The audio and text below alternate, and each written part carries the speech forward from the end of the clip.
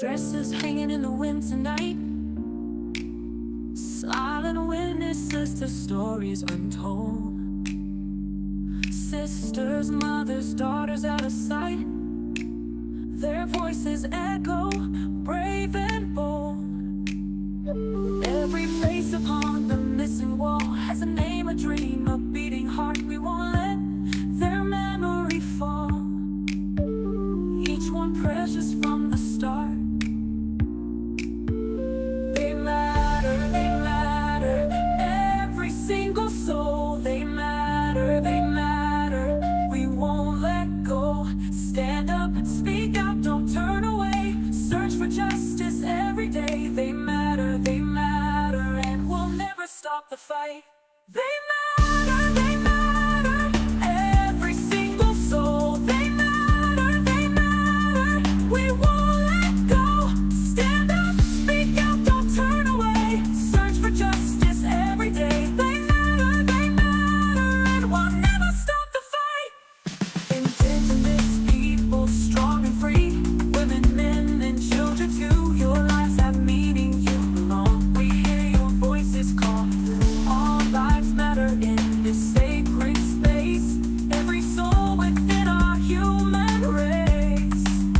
True seekers, Junkies, unite.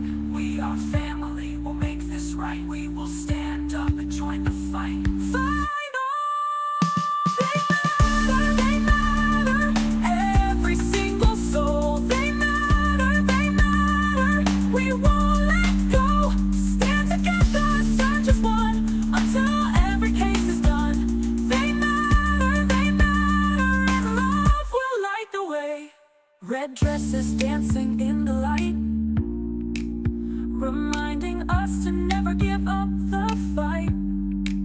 We all matter, we all matter, we all matter. One human family, standing together.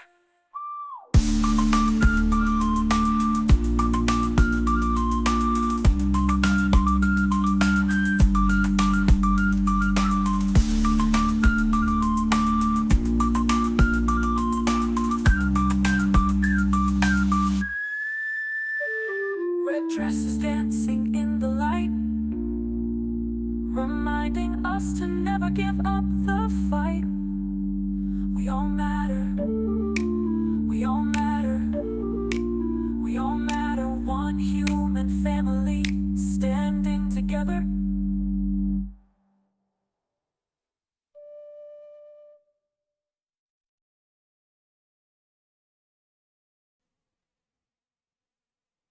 Live on the air, Trial Junkies United presents Justice After Dark with your host, Z. Hello, everybody. I hope you're all well tonight. And of course, we have our mods, Irish and Fala and Semi are here, and Farquaad's hanging out with us. Hopefully, some more will join us. We might have some lurkers, but we'll have fun tonight. And this is a mystery, you guys. This one's gonna get your thinking caps going. We're all trying to help Farquaad with her new phone. Hey, darling, I am not the tech person. I would be the last person to help somebody with tech stuff. Ask Doc. Hey, therapist you know has arrived. Yay! The more the merrier tonight. And we welcome to all of our trial junkies, our truth seekers, and our justice warriors. I'm Z, your storyteller in the wilderness of justice, and my ride or die Doc is riding shotgun as we navigate the darkness where the predators hunt and the system fails. Hey Doc, you ready to ride tonight? I am so ready. Oh, and we have a moose sighting. We have a tail right here. She's decided she has to eat. I have to hand feed her, you know, the princess that she is. But we're going to tell a story that society, as usual, wants to leave buried, but we refuse to let silence be. I'm sorry. Mood just caught my attention. but we refuse to let silence be betrayal. And every Thursday, we honor our Indigenous, Native, and First Nations brothers and sisters, and we tell their stories so nobody is forgotten. And tonight, we're going to tell one that is really going to make you think, you guys. Because 3 weeks ago on May 5th, which was Red Dress Day, the National Day of Awareness for Missing and Murdered Indigenous Women, Girls, and Two-Spirit people across Canada and the U.S. And this year, that day carried extra weight because May 5th of 2026 marked exactly 1 year since a 24-year-old woman walked out of a 7-Eleven in Edmonton, Alberta, and was never seen again. Her family lived through that anniversary. They walked the road she traveled. They say her name into the silence. She still hasn't come home. And tonight, we're going to Alberta, Canada. We're going to Saskatchewan. And we're going to British Columbia because that is how far this case reaches. Her name is Natanis Merasty. And I said that wrong. Natanis. What, Doc? Natanis. Yes. After all the practice I do beforehand, and I still blow it. I love well. you. I try. But her family calls her Sequin, and she is a member of the Peter Ballantyne Cree Nation. She is originally from Ronge, Saskatchewan, and has been living in Prince Albert. She's been missing since May 5th of 2025. And I want you to do something for me, everyone, before we go any further.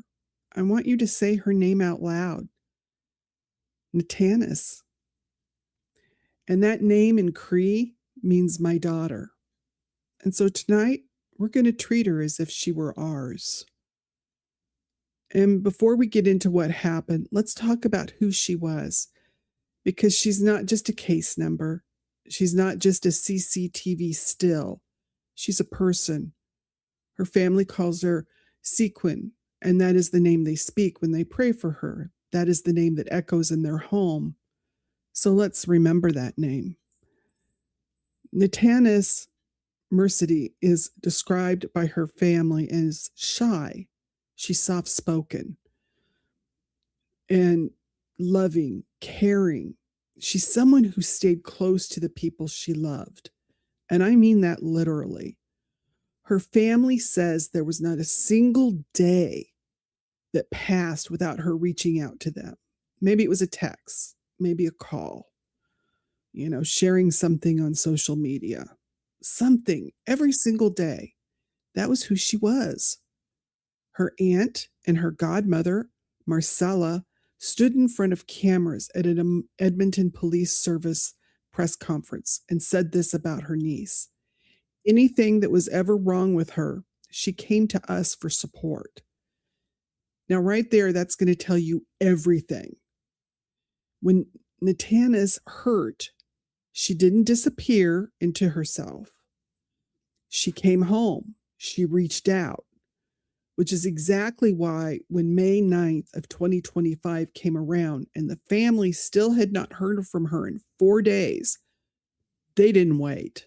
They didn't assume. They called the RCMP and said something is wrong because they know. And you know what? Family always knows. But let's go ahead and walk through what the investigators have been able to piece together. And I want you to pay attention to every detail here. Hey, Yarn Maiden, thank you for coming tonight. Now, remember, we want to watch every little detail because the devil is always in the details, you guys, and especially on this one. On May 5th, 2025, Natanis is in Edmonton, Alberta. She had traveled there from Prince Albert, arriving on May 2nd to visit friends and acquaintances. Now, nothing's unusual about that on its face value, right?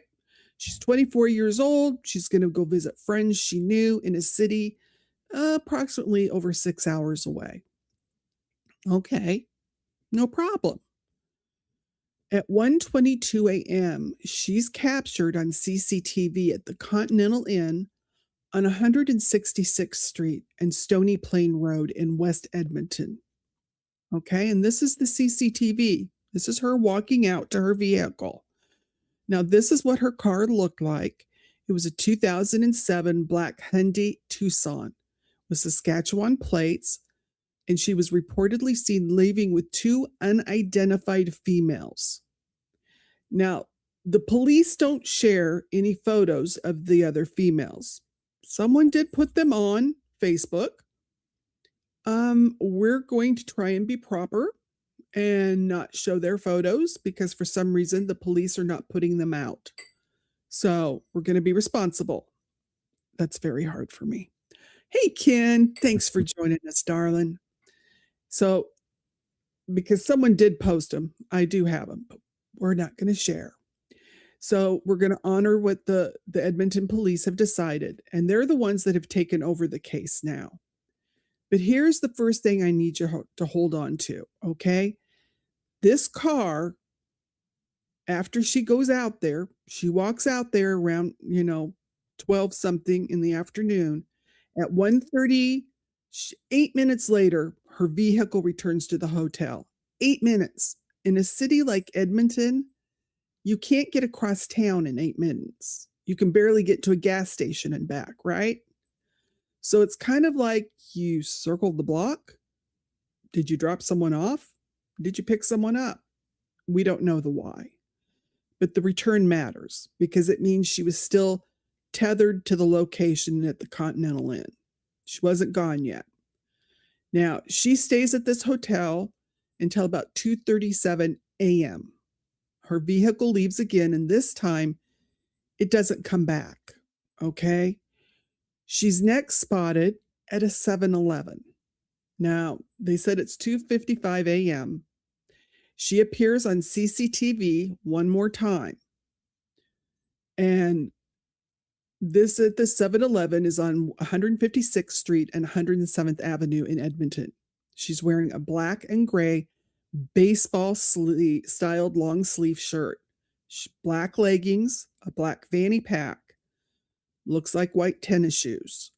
So if you're watching this, I want you to hold that image, okay? We see the image, we see her, because this is the last time anyone can say with absolute certainty that this is Natanis, and she is there under those harsh fluorescent lights. She walks in. Now, she does her business, purchase whatever she needs. But there is an image from that morning, and this one, she appears to be crying. Now, we don't have a lot of context because they don't really tell us much about this image. I'm thinking this might be at the hotel because if you look at the picture, it kind of looks like maybe a hallway, not a 7-Eleven. Look at the carpeting in the hallway. Yeah, it looks very, very commercial, like a Yeah, that doesn't look like 7-Eleven with, tile floor. No. Carpeting. So, and she does appear to be crying. Let's sit with that for a moment. 24-year-old woman, alone. She goes to a 7-Eleven in the morning in a city. It's not her city. Now we see she's been crying. Something's wrong. And something was wrong before she ever left that hotel. But she leaves. She goes to the 7-Eleven. Once she gets to the 7-Eleven, she's going to leave around 2:55 a.m. And that's the last we actually see of her. Fala, I agree. Yeah, there is distress there. You're right, Ken. Mm-hmm.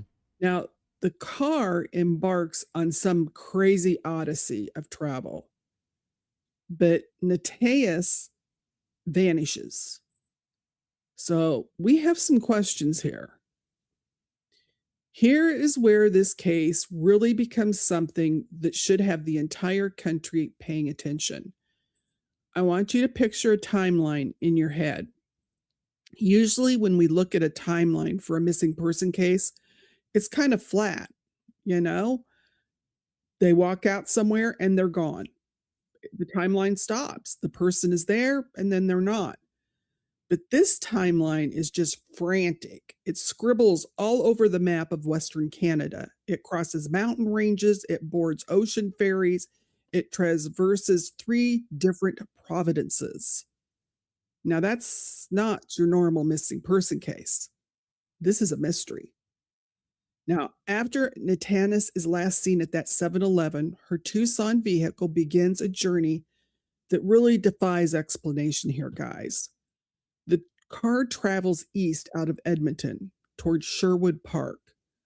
Now, this kind of makes sense if she was going to go home to Saskatchewan. But then it pulls a massive geographic U-turn.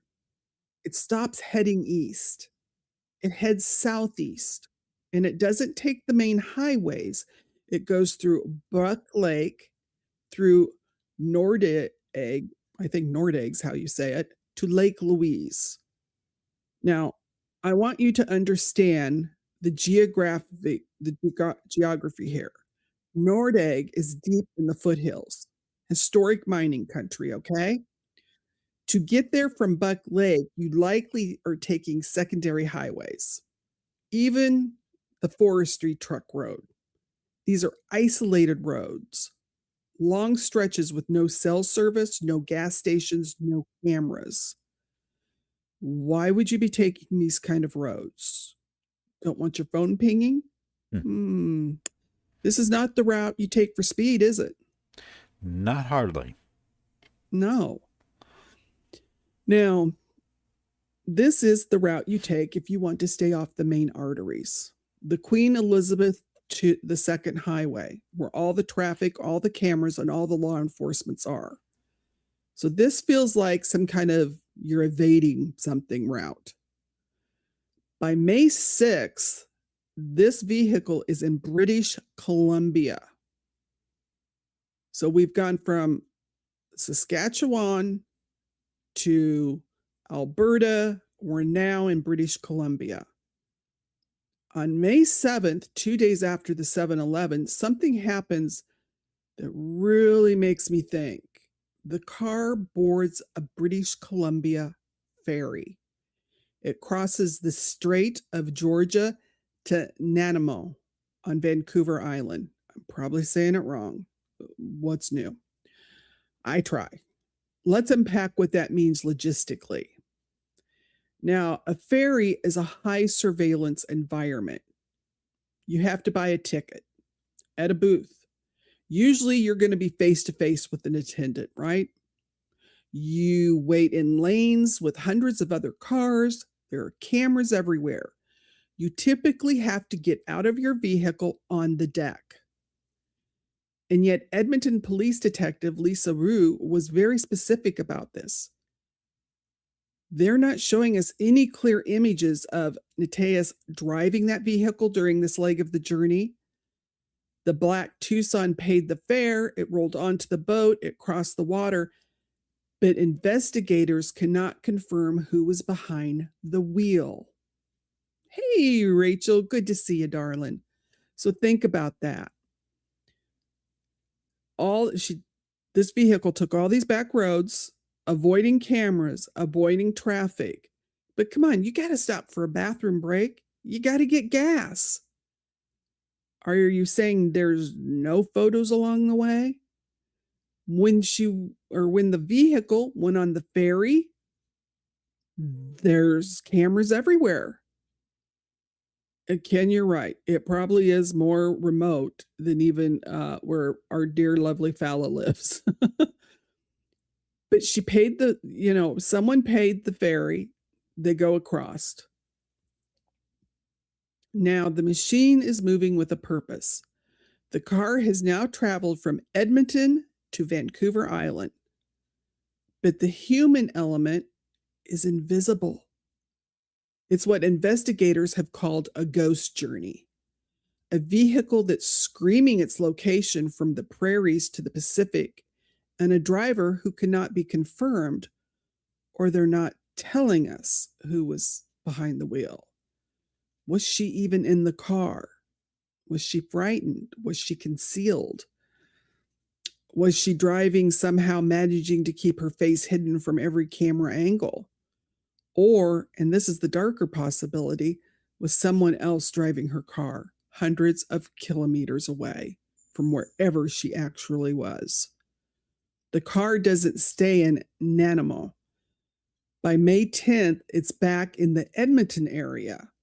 Now think about that mileage. The distance from Edmonton to Vancouver Island and back is roughly 2,500 kilometers. For us in the States, that's 1,550 miles. We're talking a minimum of 20 to 30 hours of pure driving. We're not talking about the ferry waits, stops for the bathroom or the gas, food. Whoever was moving that vehicle was moving it with a purpose. Whoever moved that car drove the equivalent of going from Houston to Seattle and back.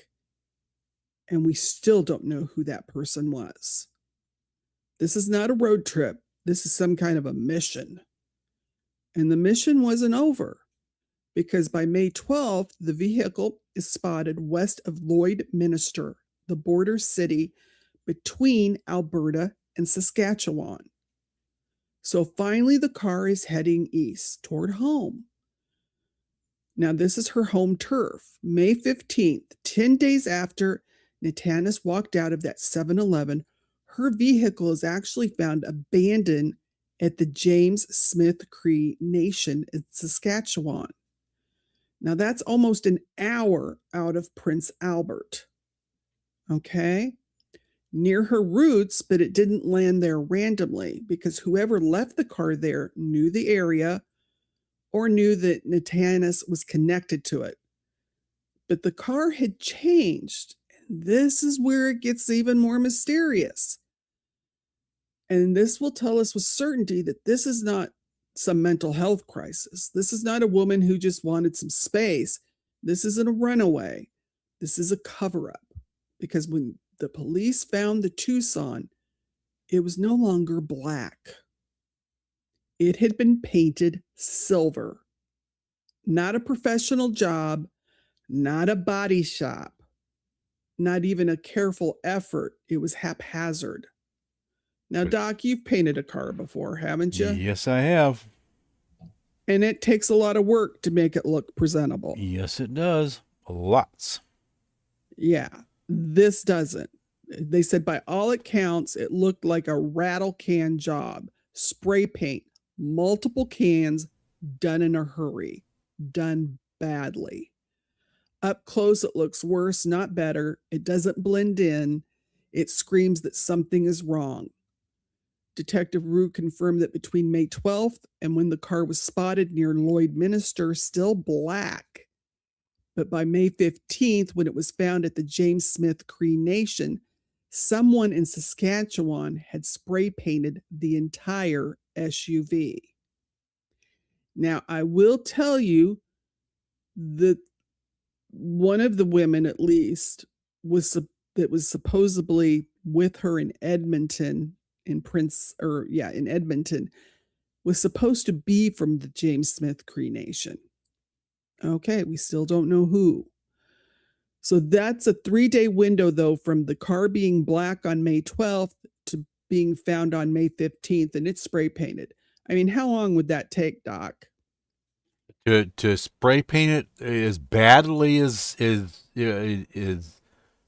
being as it is. I mean, probably not more than 10, 15. Well, probably maybe an hour. Because it's going to take multiple cans of spray paint if that's what they use. So if it was done badly, it could probably be done in an hour. Semi says that was a Tamu paint job. Yeah. Tell me about it. But so think about that. Someone on the James Smith Cree Nation Reserve in Saskatchewan spray painted an entire vehicle. And 3 days ago it was black. Yep. Did they do it in a field?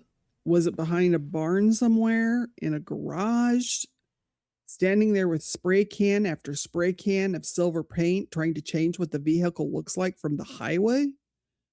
Because I can't imagine using silver and it covering black real quickly. I'm sure you had to use multiple cans. Mm-hmm.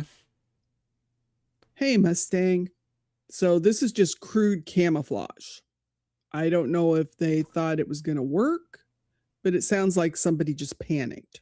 Like, we'll make it look different. Because if the Bolo went out saying, hey, we're looking for a black Tucson, and you're driving a silver one past a patrol car at 100 kilometers an hour, maybe they don't look twice. You do that when you need to rewrite reality right now. That's not something you normally do. Yep. That's kind of a picture of the vehicle in a garage. I didn't find one of it being silver. And here's what I want to say to anyone listening who might hold a piece of this puzzle. You might not remember a black car driving past you on the highway. Okay, we get that. But you might remember seeing someone spray painting an SUV in a field or behind a building or in someone's yard. You might even remember the smell. Because come on, spray paint stinks. Well, if it was spray painted as badly as what is being, purported to be, then somebody would notice a car. I mean, I would notice a car riding down the road. If I pass it up, I'm gonna notice that it. Hey, that's a horrible paint job. So. Doc's a car dude, guys. Yeah, I mean, notice. let's just be real about it, But let's be honest, I probably wouldn't. But you might remember thinking that's strange. Who does that? If someone bought 10 cans of silver spray paint in Saskatchewan in May of 2025, the person behind the counter, you might remember them. This is the kind of detail that could really break the case. Car guys will laugh. Yeah, Simi, you're right. Well, that's why Doc's laughing. Yep. Exactly, Yarn. That's what I'm thinking. Why did someone, hopefully they're trying to chase down the spray paint. Let's hope they found a receipt in the vehicle, something. But still, the family is waiting. While the investigators are working across 3 provinces, Natanis's family did what Indigenous families across this country are so tragically accustomed to doing. They fought for their own. They organized poster blitzes. In November of 2025, they had community members gather at a Rogers Place in Edmonton to plaster their faces across the city. They organized walks. They organized searches at the James Smith Cree Nation because they were not willing to wait for the system to find her on their own timeline. Her aunt, Tanis, said, "It has stayed with me. We would just like to keep praying for Natanis to come home." And this was in, I think it was October. She said, the weather's changing and that brings us uneasiness. So let that land. A mother figure watching the seasons passing, knowing her girl's out there somewhere, and the only comfort she has is prayer and the people around her. Her uncle Victor, Michelle said, and I want you to hear every word of this. If anyone has any answers, come forward. Let it out of your heart. Let us family have closure. Let it out of your heart. He's not threatening. He's not demanding. He's just asking a human being to be human and to do the human thing. And this is her family at the press conference. And this press conference was in July. It was a couple of months after she had disappeared. And they asked, what brought Natanis to Edmonton? What started all of this? And they really feel like something happened in Prince Albert. Her uncle really thought that the negative effects of this whole situation all started in Prince Albert. Now, I'm going to tell you right now, I looked at the crime rates. Prince Albert really does have a lot of crime. So we can ask ourselves, did someone force her to take them to Edmonton? Ask her to take them to Edmonton? Did she get put in a position that she was uncomfortable with? You know, whatever happened, he really feels it started there and then it moved. Advocate Catherine Cooper, who's helped coordinate searches, said from an Indigenous perspective, community is family. Human life is highly valued. We just want to bring Natanis home. And then there's the message her family has for her. If she's out there, if she's watching, if she's afraid, if you see this, speak to her in Cree. Tell her it's okay. You don't need to be scared. You don't need to hide. We all love you. And then they said, you know, call her Seek or Sequin. That's what, especially her Aunt Nora says she calls her. And then they gave a word in Cree, which I'm not going to try and pronounce because I would really mess it up. I don't want to be disrespectful, but it means come home now. So this family has done everything like they should. They immediately, they didn't let, 4 days when they actually realized nobody had talked to her, contacted the authorities, got right on it, had, done the posters, did the walks, did whatever they could. And the family is still reaching for her, saying in her language, in the language of her people, you are safe, you are loved, come home. Now, if you know where she is, the message is yours to deliver. And I want you to think about this. Families have to deal with this all the time in our Native and Indigenous communities, and it breaks our heart. But this is a mystery. This one really has me puzzled. Why were they taking those back roads? Were they trying to get rid of evidence? What was going on? That would be my suspected outcome right there. Because if you take a look at that, in the Strait of Georgia, they're on the ferry, right? Okay. Yes.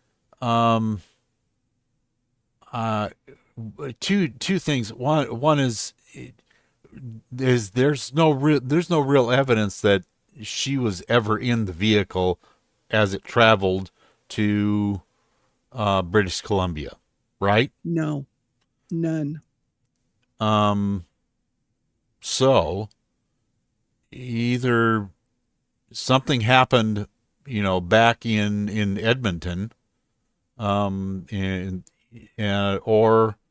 they took the back roads to the ferry crossing because unfortunately, they think to themselves how to get rid of a body, Yeah. and they're going to be able to do it, by doing that, and staying off of the main roads is a way to keep yourself hidden. I don't know. I just it's just the whole thing sounds, like you said earlier, a cover up. There's definitely a cover up from something. And the lack of video from the ferry. Yep. How long do they keep those videos? How quickly? Because see, Edmonton took over the case not that long ago because they found that, I think at first Prince Albert had the case because that's where she was from. Mm-hmm. Edmund took the case because that was where she actually was last seen. But why go all the way to British Columbia? Why take a ferry? Yeah, there has to be a reason why they went that far away. Yes.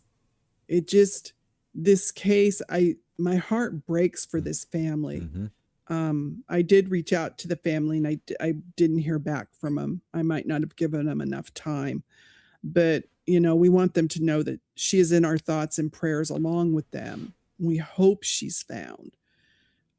She deserves to be found. Hey, Cap, good to see you, darling. But yeah, this case just really blows your mind because of the travel of her vehicle. Moo, what is with you And tonight? there is no evidence that there's no picture, period, from the ferry at all. No. So that makes me wonder, how soon do they go over their videos? Is it confirmed that they even had video? Well, they said the ferries have videos. That's just normal. Okay. So it just makes me wonder, how long do they keep them on those ferries? I don't know. Could it have already been written over? That's a possibility. We don't know. But here again, see, you have the trouble of jurisdictional, who's going to take the case. Yeah. Edmonton's on it now. But when you're talking three provinces away, I mean, that's yeah. Because she was from Saskatchewan, Edmonton's in Alberta, so yeah, we got to think about that. That it's like, well, why? Moo, what is with you? Moo wants to play all of a sudden. I don't know what her deal is. Normally she takes a nap during the show, but for some reason she has decided it would be funner to make Mom pet her. I don't think so, little girl. Eat your kibble. Okay, she's eating now. Hey, unindicted co-conspirator. We love our lurkers. All lurkers are welcome. But this case, really think about it. Yes, Moo is very feisty. Let's hope if anybody has anybody from Canada in your social media, let's get this out there. Someone knows something. Someone always does. And this family needs answers. She needs to be brought home. The family needs some peace of mind. Yarn Maiden asked, did the vehicle they used have any sort of GPS? I mean, it was a 2007 vehicle, so I don't know. Yeah, that's questionable. Yep.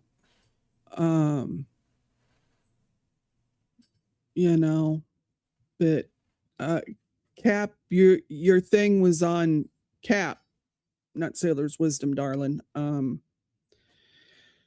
But yeah, that 2007, she might not have had GPS, but I think it's interesting how they took those back roads where there's very few cell towers, but that Yarn, that was a good thought.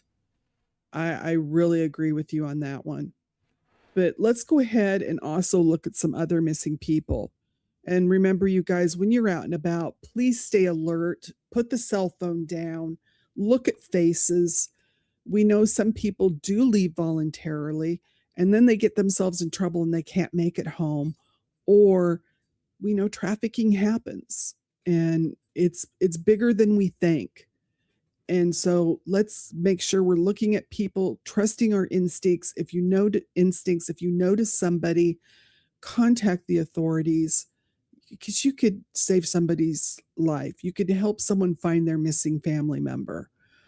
I know someone I saw on social media, I posted it on our group page, that they had taken a picture of someone that has been down in Mexico for years, panhandling, and they think maybe it's someone's missing relative. Some people were very ugly about them posting the picture, but no, I thought it was fabulous, because you don't know, someone could be looking for someone, and that's the important part. So don't wait. You can email us at tips4trialjunkiesunited@gmail.com. If for some reason you're scared of the authorities, we will get it to them. But let's start with our first missing person. This is Charlie Fleet Baker. She's 19. She's been missing since Sunday, May 24th of 2026. She was last seen in the western area of Winnipeg, Manitoba in the afternoon. She's 5'5" and 100 pounds. She's thin build. She has brown hair, brown eyes. And if you have seen Charlie, please contact the Manitoba Police coordination center that they have at 204-986-6250 or the Bear Clan Patrol, because they also are taking tips, and Crime Stoppers at 1-800-222-8477. Okay. And our next one, and this one, oh, she's so sweet. This is Mary Gagnon, I think. She's 63 from Thunder Bay, Ontario. And she's been missing since May 17th of 2026. And Mary was last seen in the Lily Street area, and police have issued a missing persons notice on May 27th. So that was almost 11 days before any public alert went out. That delay matters, and we need to know it. She's 5'4". She has medium length black hair with gray, usually in a ponytail. She has dark brown eyes. She wears black framed glasses. She was last seen in a pink jacket and black pants. This is the critical information. Mary cannot walk. She uses a pink electric scooter. She may be stranded, unable to seek help on her own. Please, somebody in Thunder Bay, find her. Contact the Thunder Bay Police at 807-684-1200 or the Crime Stoppers at 1-800-222-8477. Our next young lady is Shayna, or Cheyenne. Cheyenne. Yeah. Yeah, just spelled different from what we're used to. And her last name's Dorian. She's 26. She's been missing since May 23rd, 2226. Oh, no, hold it. I missed putting the 0 in there. Okay, May 23rd of 26 from the location of Thompson, Manitoba. Cheyenne was reported missing at 11 p.m. Saturday from a residence on McGill Place in Thompson. She was last seen earlier in the day and failed to return home that evening. Now, the RCMP issued the public notice on Wednesday, May 27th, 4 days after she was reported missing. She's 5'2" and 100 pounds, black hair, brown eyes. In the picture, they show her with some dyed copper-colored hair, which looks similar to mine. But she was last seen wearing a black hooded sweatshirt, white shorts, and black leggings. So contact Thompson RCMP at 204-677-6909 or 1-800-222-8477. Our next young lady is Summer. Wait a minute. Yeah, Yarn asked, does Canada use an Amber Alert system like we have? Well, I think they do have an alert system. Sometimes they have some Indigenous alerts in different provinces. They don't always use them. So, but these are all adults so far. I mean, we haven't really had this next girl's 14, so she's the youngest. Yeah. But like here, the Amber Alert's for young ones. And sometimes I've got an Amber Alert and then I've looked and the child's been missing like 3 or 4 days. And it's like, now you're alerting? Why aren't we, it didn't go off right away. Yeah. So there's some questions about our Amber Alert system, and especially the ones that they've started for the Indigenous and Native people, like the Feather Alert, I think is what they call it in New Mexico. They have different names. In North Dakota, they have a special alert, and half the time they don't use it. So yeah, what good's the alert if you're not using it? But this young lady is Summer Rain Halverson. She's 14. She's been missing since May 11th. Now think about that. May 11th, she's 14 years old, from Winnipeg, Manitoba. That's the 300 block of Guilford Street at about 2:50 p.m. There is a case number, R's and Robert 26-329. So she's 5'7", 120 pounds. She has black hair and brown eyes. So please contact Winnipeg Police. Their unit is 204-986-6250 or the Bear Clan Patrol at 204-794-3568. Morgan's Warriors, who did this beautiful poster, they have great posters. Their number is 204-996-9347. or to Crime Stoppers at 1-800-222-8477. She's 14. She's been missing for over 2 weeks. Let's get her found. That just breaks my heart with these young ones and the older ones when you have the elders. Now, this is Tucker Archibald, 34. He's been missing since May 19th of 2025 from Yates, North Dakota. He is 5'8" and 200 pounds. He has brown hair or brown eyes and black hair. He was last seen in the evening after working hours at the church. He was sitting in the shade across from the Diamond Z in Fort Yates. Security cameras confirmed he was sitting on the rocks there, but it doesn't show which direction he went after that. The reason they're very concerned is he needs medication and he hasn't had it since he disappeared. So contact the BIA Police Department at 701-854-7241 or call your local law enforcement. You can remain anonymous. One of the things, they did put out a flyer where they're requesting people, please check your Ring cameras, or if you have security footage, save it, don't delete it. So they're really worried. They're trying to get as much information on Tucker as they can. So, and in fact, that's on everything. You know what? If you have security cameras and that, every once in a while, go through it, see what's on there. Heck, that's why I got security cameras. So, Simi, if that's your tribe, are you able to check on that? Okay, that's where your son's at? Yeah. Up there at Yates? Yeah. Hopefully they find Tucker. I hope they do. They're going all out. They even asked people, if you have dogs out, please put them up, because they were going to have a lot of searchers and a lot of people going through looking for him. So they were really pulling out the stops for this. So I'm hoping they find him. We're going to think positive. It's what we're going to do. Mm-hmm. They're going to find Tucker, I hope. So remember, Natanis, she's been missing since May 5th of 2025. This case matters. And I want to talk about something that's not specific just to Natanis, but is absolutely connected to her. We know Indigenous women and girls in Canada go missing and are murdered at rates that are catastrophic, disproportionate to their share of the population. The National Inquiry into Missing and Murdered Indigenous Women and Girls called it a genocide. That word wasn't chosen carelessly. It's chosen precisely. And yet, how many of you here in the United States had even heard of Natanis Merasty's name before tonight? We actually had her as a missing person back in May after she disappeared. But, we hadn't talked about her recently. So how many of us saw this case on our newsfeed, on our timeline, on a national broadcast? That silence isn't an accident, you guys. That silence is a pattern, and the pattern has a cost.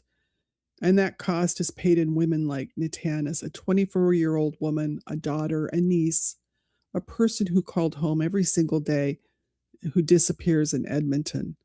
Her car crosses 3 provinces, goes on to Vancouver Island, comes all the way back.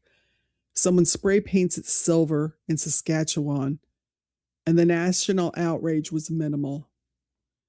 We are here to change that. This is why we do Thursday's MMIP. That is why we say her name. That's why we don't let these cases die on a shelf. And that's why we cover the First Nations too, not just our own Native Indigenous people here in the U.S. Hey, Julie's Guitar, good to see you, hun. And this is just a side note. When I was listening to the press conference, some of these reporters, I'm going to call the reporter Bob, because I think Bob was a doornail. It was like this was his first press conference for a missing person with the family standing there. And a couple of these questions, oh my. He goes, this has been going on for about 2 months. Like, what's going through your mind? Like, when you think about maybe potentially getting answers, like 2 months into this now, what's going on inside your mind? I don't know, Bob. What's going inside your mind? Oh, What were you, the Bob. sports reporter? Oh, and this one, he asked the police. Lord have mercy. Good thing I wasn't there. Obviously there are hundreds of missing persons files. I'm just, why are we focusing so much on Natanis? This was asked while her family was standing there. Bob, you're a moron. You need a new job. McDonald's is probably McDonald's could be hiring. Please check it out. Just a little bit insensitive. Yeah. And another one. You might have touched on this already, but explain why, this is suspicious. Oh, I don't know, Bob. The fact that her car got found spray painted a different color and she's disappeared. I can't imagine. Why would this be suspicious, Bob? How long has it been since anybody's talked to her or seen her? It's not suspicious at all, Bob. No, Bob's a moron. They need to get him a new job. He definitely does not need to be a reporter dealing with missing people. Yes, semi-insensitive. Yeah, I wanted to smack Bob. I thought if the man asked one more question, I was going to go through YouTube and try and smack him. Oh, Siska said, commented on the Facebook feed. She just said, "Thank you for shining your light on this story." So, Siska, yeah, these are the story we want to tell. All these stories, anybody's story. If someone has someone that they want their story told, no matter what the outcome was, if they're still missing or if something terrible happened to them, but they just want people to know, we're here for you. Please reach out to us. And Siska, we thank you for your work because you're a boots on the ground and we appreciate you. And so many of the others that are out there. And that's what's so important. And we do our part. And part of it is telling the stories. And please, you guys, share these stories. We never know what little piece of information someone could hold. But the one good question I did like is when one of the reporters did ask if somebody came across her, what could we say to reassure her that it's okay and she's in good hands? And that's when her auntie said, we call her Sequin or Seek, and then gave them the greeting or the word in Cree that means, please come home. So there were some good reporters. It was just Bob that was a moron. Okay. And, we call out the Bobs when they're a moron. If you're a good reporter, I will call you out and say you're awesome. Because there are some really great reporters out there and we rely on them so much for their diligence and their great work. But when you're a moron, yeah, Bob has to go to McDonald's soon, please. Well, he was just working there last week, so. Yeah, I think so. So if you're watching this and you have any information about Natanis Merasty, anything you saw, anything you heard, anyone you know who might have been in her orbit in Saskatchewan, in Edmonton, or along that route at James Smith Cree Nation, contact Edmonton Police at 780-423-4567 or dial 377 pound 377 from any mobile phone. Anonymous tips, Crime Stoppers 1-800-222-8477.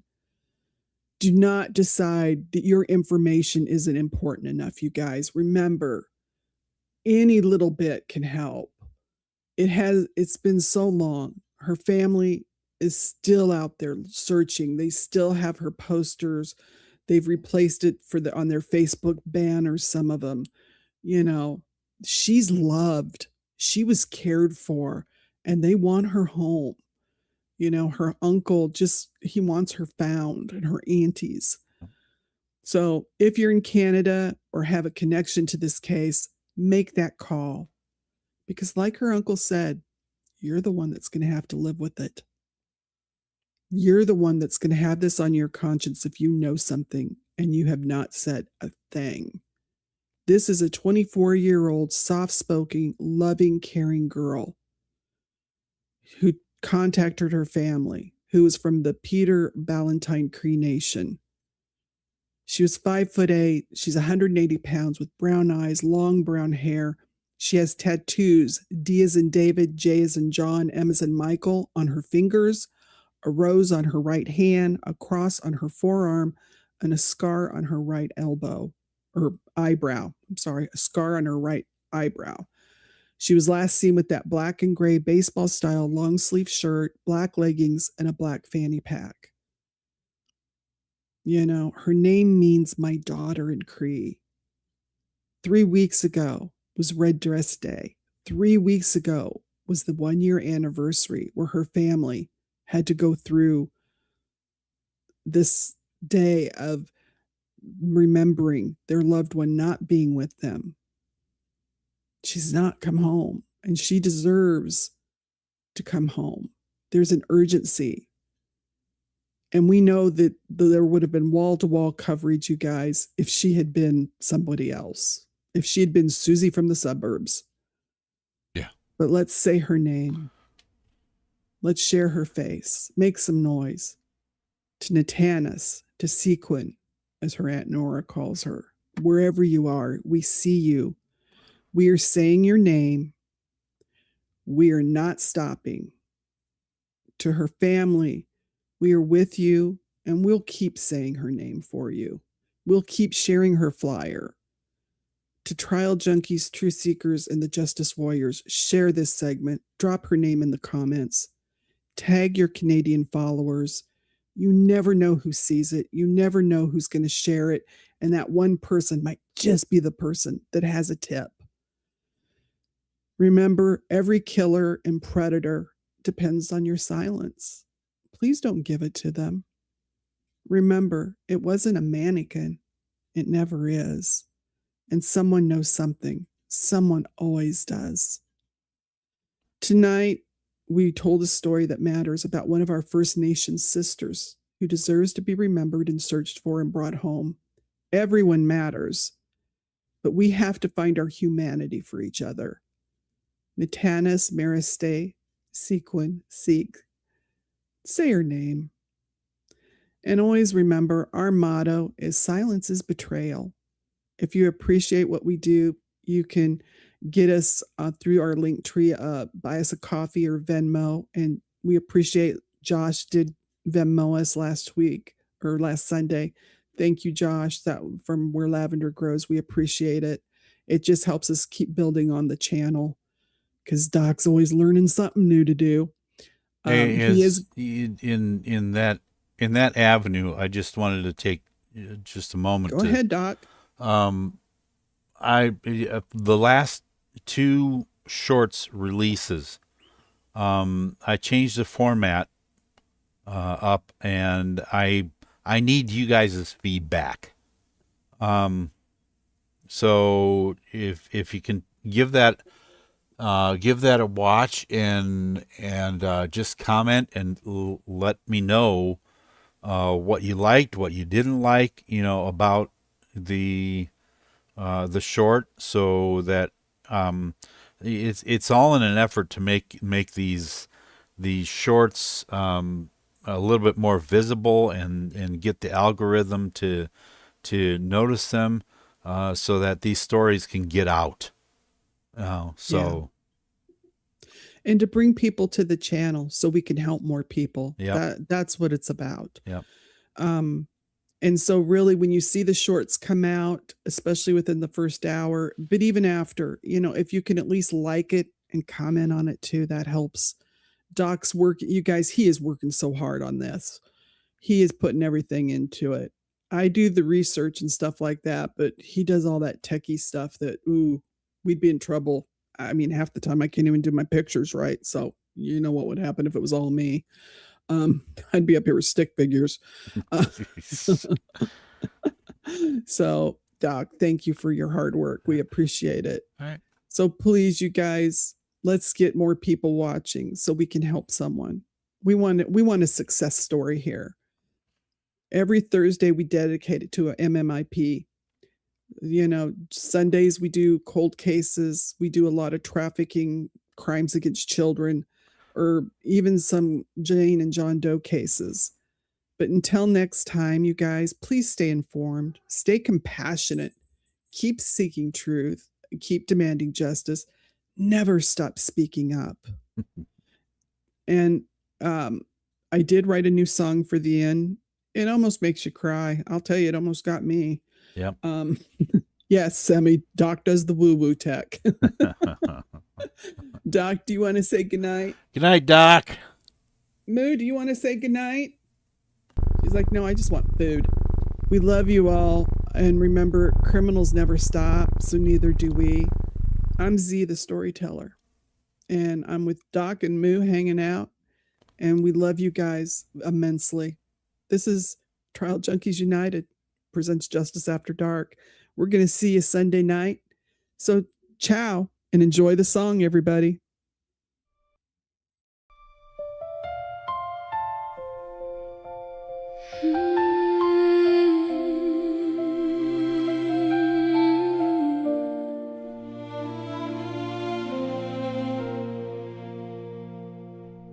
I can't remember if I said I love you at the door. That's the one that breaks me open. That's the one I can't ignore. I reach for my phone 100 times a day, half hoping that it's you, half scared of what it'll say. Were you cold that night?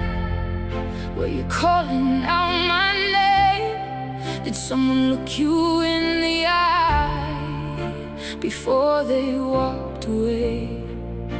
These questions have no bottom, no place to come to rest. Just a hollow that we carry in our chest. Someone knows something. Someone saw you leave. Someone's holding their silence, too afraid to break. Families are waiting at the window every night. A missing person leaves a family half alive. Someone knows something. Won't you say something? If you see it, say it. Don't let the darkness win this fight.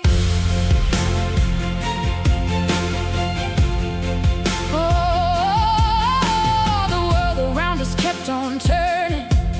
How is that even real?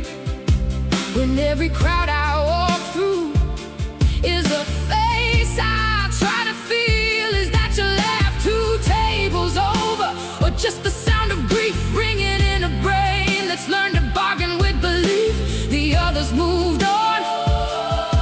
They went home and crossed it off, but we're still frozen at the moment. You got lost. No ceremony, no answer, no goodbye. Just the not knowing that we live with every night. Someone knows something. Someone saw you leave. Someone's holding their silence, too afraid to break it. Hey, family is waiting at the window every night. A missing person leaves a family half alive. Someone knows something. Won't you say something? And if you see it, say it. Don't let the darkness win this fight. We scare the